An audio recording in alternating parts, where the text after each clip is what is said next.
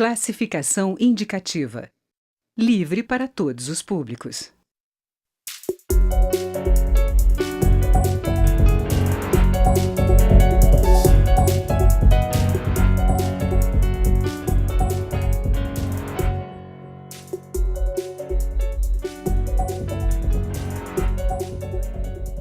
Olá! A Câmara dos Deputados também vai analisar a restrição do foro privilegiado em casos de crimes comuns. O STF, Supremo Tribunal Federal, já decidiu reduzir o alcance do foro privilegiado de deputados e senadores, mas somente para aqueles processos sobre crimes ocorridos durante o mandato e relacionados ao exercício do cargo parlamentar. Já a proposta em análise na Câmara é mais ampla e restringe o foro para quase todas as autoridades que são beneficiadas com essa prerrogativa de função. O Câmara Debate avalia o tema nesta edição com os deputados Oadi Damus, do PT do Rio de Janeiro, e Efraim Filho, do DEM da Paraíba. Eu sou Regina Assunção e a produção é da TV e da Rádio Câmara. Bem-vindos, deputados. A princípio, eu gostaria que os senhores fizessem uma avaliação dessa decisão do Supremo sobre o foro especial. Deputado Oadi, por favor. Uma primeira avaliação, eu acho que o Supremo, nos últimos tempos, vem se auto-imbuindo de tarefas constituintes. O Supremo, a pretexto, como é da sua atribuição constitucional, de interpretar a Constituição, está reescrevendo a Constituição, né? Isso em diversas ocasiões, em diversos casos, em diversos temas. E acho isso muito preocupante. A tarefa, se for o caso, de reescrever a Constituição é desta casa aqui, é do Congresso Nacional, não é do Supremo Tribunal Federal. Nesse contexto que diz respeito ao chamado erroneamente foro privilegiado, né, já quando se adota essa nomenclatura, já se toma posição a respeito do tema e já se estabelece uma certa superficialidade e a adesão a determinadas condutas populistas, né, de, entre aspas, jogar para a plateia, num contexto em que há um clamor da sociedade, né, contra a impunidade, contra a corrupção, contra o crime em geral. O foro por prerrogativa de função, ele está presente em três constituições, sucessivamente falando. Então, alguma razão existe para que esteja lá, né? E está lá muito mais por razões de natureza político-constitucionais do que meramente processuais. Os constituintes de 46, de 67 e de 87, 88, vislumbraram a necessidade de proteger determinadas funções públicas de investidas, de perseguições políticas. Das disputas de poder, das disputas de poder. Então, há uma razão para estar ali. Eu acho equivocado associar o foro por prerrogativa de função à ideia de impunidade. Uma coisa necessariamente não conduz à outra. Não é verdade isso. Isso é demagogia, isso é populismo. O foro, ele deve ser rediscutido? Acho até que deve. Ele pode ser reescrito, pode ser eliminado? Talvez. Mas quem deve fazer isso é essa casa, né? Não compete ao Supremo Tribunal Federal, que na semana passada, reescreveu a Constituição, né? Fazendo uma interpretação absolutamente do ponto de vista de confronto com a Constituição e em contrariedade com até então com a jurisprudência do próprio Supremo Tribunal Federal, que foi assentada há anos. O senhor concorda, deputado Efraim, já que ainda não há uma legislação que realmente defina corretamente, né, pelo menos o que está na Constituição? Olha, o que ficou claro e que é o ponto crítico dessa decisão é que há, sim, um ativismo judicial por parte do Supremo Tribunal Federal. Em algumas hipóteses, até mesmo usurpação de competências. Porém, a lei, ela é fato, valor e norma. E o que me parece que está claro para o país é que a norma, nesse momento, ela está arcaica, obsoleta e precisa ser reescrita, como foi dito. Precisa ser adaptada aos conceitos e à evolução do ponto de vista institucional e de cidadania que o Brasil e a sociedade brasileira enfrentaram, especialmente aí nas últimas 2 décadas, até porque a velocidade da transformação, né, das ideias, ela é muito grande hoje com toda a dinâmica nova que a sociedade assumiu. A Câmara e o Congresso Nacional acabaram deixando um vazio e uma lacuna que foi preenchido por esse ativismo. E às vezes é difícil reclamar daquilo que não ajudou a construir. Por isso que a continuidade da comissão especial, para que se possa avançar em definir regras claras, objetivas e limites mais institucionais para balizar como será essa transformação dessa regra, é essencial. Infelizmente, essa imagem, né, de impunidade, de blindagem a crimes cometidos por autoridades dos 3 poderes, era a mensagem que era transmitida. E para isso, nós temos aqui no Congresso Nacional, sim, a missão de deixar essas regras mais claras para que, já que a decisão foi tomada, não aconteça ainda o pior, que é ficar à mercê do humor do julgador de plantão, você ter a possibilidade da desarmonia de decisões diferentes para situações de fato idênticas, ou seja, para o mesmo caso, um juiz pode interpretar de uma forma, enquanto o outro de uma maneira distinta e não ser dado tratamento equitativo. São essa zona cinzenta, essa penumbra da decisão que saiu do Supremo Tribunal Federal, que acredito que é a missão da Casa na continuidade desse debate. Agora, deputado, eu queria também que o senhor fizesse uma avaliação sobre esse número de pessoas que estão incluídas no foro especial, porque me parece que são quase 50 mil autoridades que foram incluídas. E a proposta que tem na Câmara é para reduzir isso. Queria que o senhor avaliasse também que em outros países são muito poucos cargos ou até nenhum cargo tem esse foro especial. Não é o momento de haver um equilíbrio? Não, eu concordo. Eu acho que se há um questionamento significativo em relação à figura do foro prerrogativa de função, ele deve ser ampla, né, e detalhadamente debatido. Agora, toque de caixa, demagogia, estabelecer como se estabeleceu no Supremo e se estabelece aqui nesta casa, uma ligação entre, isto garante a impunidade, isto não é verdade. Porque até se isto for verdade, nós estamos dizendo o seguinte, há órgãos do Poder Judiciário que são comprometidos com ilícito, já que não querem punir. E aí dizem, não, o correto é que os processos vão para a primeira instância. É lá que os processos demoram. É lá que se tramita durante muito tempo. Se nós pegarmos a tramitação aí dessas ações hoje no Supremo Tribunal Federal, elas correm com muito mais celeridade do que nas instâncias inferiores. Você acha que pode ter até mais impunidade se for para a primeira instância? Não resta dúvida. Não resta dúvida. É mais uma ilusão que está se vendendo ao povo brasileiro. Então, nós temos que ter muita serenidade nesse debate.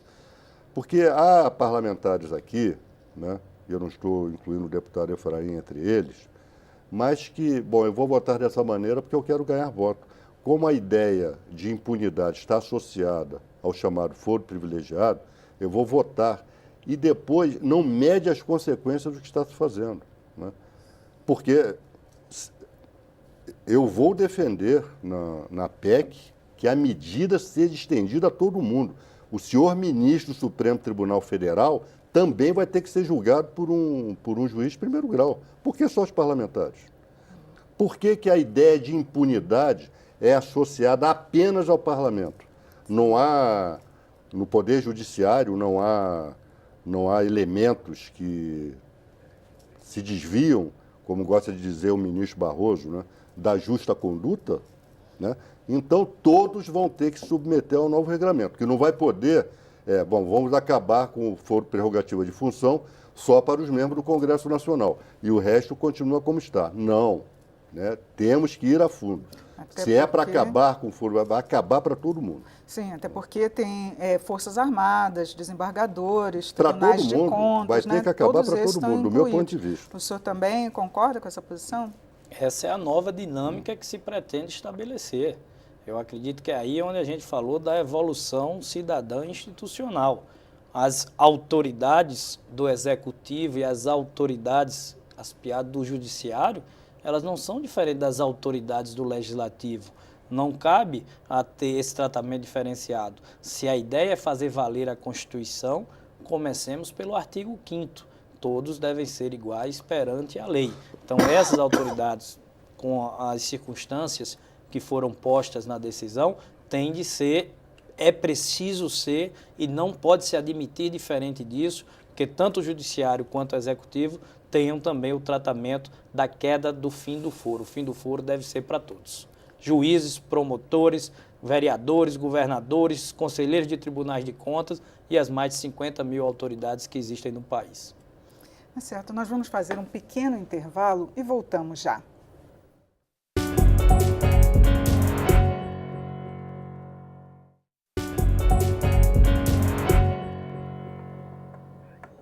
O Câmara Debate está de volta. Estamos conversando sobre o foro privilegiado com os deputados Oadi Damus, do PT do Rio de Janeiro, e Efraim Filho, do DEM da Paraíba. Bom, deputados, a gente estava conversando sobre a função agora dos juízes de primeira instância. Eu queria que o senhor falasse um pouquinho para a gente se isso não vai piorar a relação do judiciário nas suas cidades, estados, já que eles vão estar diretamente tendo que decidir sobre os seus governadores, sobre os desembargadores. O que o senhor acredita que pode acontecer? Fico imaginando um juiz de uma comarca do interior julgando uma ação penal contra o prefeito da cidade. Eu sinceramente, eu acho que o debate constitucional no Brasil ele está totalmente contaminado pelo populismo e pela demagogia. Princípios que são... E o fato de não existirem outras constituições, isso para mim não quer dizer que a nossa Constituição seja pior por isso, né? Talvez seja melhor por isso, não sei. Eu acho que esse debate ele tem que se dar no âmbito de mais serenidade e de melhor apreciação desses princípios. Se isso estava na Constituição, algum motivo havia para estar. Quando um julgamento num tribunal é diferente do julgamento de um juiz singular. O julgamento no tribunal, no órgão colegiado, pressupõe o debate, pressupõe um maior aprofundamento em relação às questões que estão sendo debatidas, pressupõe, em tese, que não haja paixões político-ideológicas a determinar. Como é que nós podemos conceber, né? E mais, essa decisão do Supremo, ela fala em crimes cometidos no curso do mandato, até aí. Agora, em razão do mandato, em razão... Quem vai definir se foi em razão do mandato? O grau de subjetivismo, né, que tem nesse aspecto, e aí nós estamos empoderando o juiz de primeiro grau para dizer, não, isso aqui foi... Ou estamos empoderando o Poder Judiciário para dizer o que é, o que não é em decorrência do mandato. Por isso, né, a missão da PEC, e aí complementando o raciocínio do deputado Adi, de que a Câmara tem que se empoderar da missão de definir com clareza e objetividade para que haja o mínimo possível de discricionariedade e de subjetivismo, para que você tenha essa baliza bem posicionada para poder fazer a proteção das premissas e das prerrogativas do cargo. A definição do que seria ilícito, intrínseco ao exercício do mandato, ela vai demandar ainda muitos ajustes que passam, sim, por um período de análise, pela doutrina, pela jurisprudência. Nós não estamos diante de um momento simples na nossa República, nem na tensão institucional entre os poderes Mas não pode constituídos. ocorrer aí um aumento dessa disputa de poder, deputado Efraim? Esse tensionamento, às vezes, ele vem para o bem. Vai depender de que tipo de regra que você consiga construir. Se a Câmara e o Congresso Nacional vão saber se posicionar. Eu defendo que deveria haver uma atualização. O Supremo fez uma primeira decisão que ela pode ser complementada pela Casa. Acredito que deva ser e caberá a nós a missão de definir esses caminhos muito claros. Sim, no momento de tensão institucional, no momento em que a sociedade apresenta um descrédito fortíssimo contra todos os poderes constituídos, esse é um momento realmente de extrema relevância para definir o que virá por diante. Que conceitos irão prevalecer? Porque a prerrogativa de função, ela traz premissas de que um juiz de primeira instância, ele se sentiria acuado, por exemplo, ao julgar um desembargador que é hierarquicamente superior. Por isso que quem julgaria um desembargador seria um tribunal superior. A mesma coisa vale também para a classe política, de que uma grande discussão da comissão será também as medidas cautelares, né, as decisões que ali, à véspera de uma eleição, podem gerar um impacto muito forte. Uma busca e apreensão, uma prisão preventiva, coisas desse tipo, terão também de ser analisadas dentro do contexto dessas regras claras que vão surgir. E quanto mais rápido, melhor, para evitar que esse limbo permaneça. Falando em eleições, eu queria também que os senhores avaliassem de que forma que essa decisão sobre o foro vai impactar nessas eleições deste ano, né? Afinal de contas, tem muitos políticos também que estão concorrendo, que podem sair do foro, né? O senhor acha que vai, por exemplo, até diminuir o número de candidatos? Do que isso poderia acarretar, deputado? Olha, pode acarretar o efeito contrário, de impunidade, né? Há processos que estavam aqui em fase avançada no Supremo Tribunal Federal ou no Superior Tribunal de Justiça, remete-se lá para baixo e pronto. Fica para as calendas gregas. E vai depender, né? E é por isso, bom, o sujeito ali ele tem alguma desavença com o juiz, ou o sujeito é amigo do juiz. Então são essas questões que nós temos que sopesar com tranquilidade, com calma, né? Nada do que está na Constituição está ali à toa. Isso aqui não foi um jabuti que foi colocado na Constituição. Isso é fruto de debates quase que seculares, pelo menos aqui no Brasil. Então não é assim, no estalar de dedos, que você desconstrói uma ordem jurídica para instituir. Nós não estamos no período revolucionário. Em períodos revolucionários, é assim, ou no momento de ruptura, em que há uma Assembleia Nacional Constituinte, né? Então, o que nós não podemos é nos deixar levar por determinadas ondas demagógicas, né, que acabam reescrevendo a Constituição por linhas tortas. Nós não podemos, nós não devemos contribuir para isso. Então, eu espero que essa comissão, fazendo a ressalva de que existe uma intervenção federal em curso lá no Rio de Janeiro, quando essa comissão estiver instalada e começar a debater, eu espero que ela debata com o norte de aperfeiçoamento da ordem constitucional e não com o norte da demagogia e do populismo barato e vulgar, né? Não, isso aqui é igual à impunidade. Tanto por um lado quanto por outro pode ser. Eu me lembro que na época do chamado mensalão, né, havia um movimento para, não, eu quero que jogue lá para a primeira instância. Aí o entendimento era diferente. E o que aconteceu? Até réus ali, né, que, não, eu quero ficar no Supremo, achando que ali era impunidade, o que aconteceu? Então, esse tipo de premissa, né, ela é absolutamente equivocada. Foro por prerrogativa de função não é sinônimo de impunidade. Não é. Agora, deputado Efraim, o senhor acredita que esse tema pode ser levado para as campanhas, principalmente presidenciais? Porque, nesse caso, o tema não vai ser votado aqui na Câmara antes das eleições, né? Até por conta da intervenção federal. Então, isso vai ser um tema de candidato? Vai ser um tema como sempre foi, a agenda ética, a situação de tensionamento institucional que nós vivemos. Eu vejo um roteiro muito parecido com aquilo que representou a lei da ficha limpa também nas eleições. Me lembro, fazia parte aqui dessa casa e vi que muitas vezes havia um ceticismo por parte da população de que o próprio Congresso Nacional não pudesse avançar em normas que puniriam de forma mais rigorosa políticos envolvidos em atos ilícitos, até mesmo os impedindo de disputar eleições. E a Casa conseguiu vencer esse ceticismo e votou a lei, seja com críticas ou com elogios, mas se avançou num tema que era um mito e era um tabu.